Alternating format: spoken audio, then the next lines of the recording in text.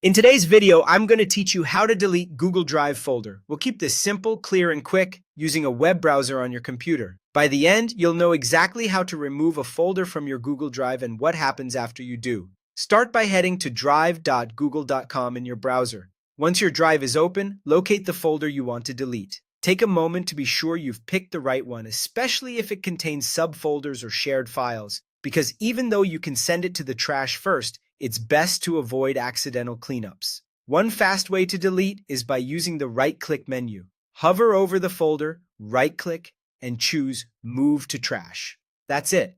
The folder is now in your trash, not permanently deleted yet. Think of trash as a holding area where items wait before they're gone for good. Another quick option is through the top menu. Click once on the folder to select it. At the top of the page, you'll see a trash or bin icon. Click that icon, and if a confirmation appears, go ahead and confirm. This does the same thing as the right-click method and sends the folder to your trash. Here's what's important to know next. When you delete a folder in Google Drive, it first goes to the trash, sometimes called the bin. Items in trash aren't immediately gone.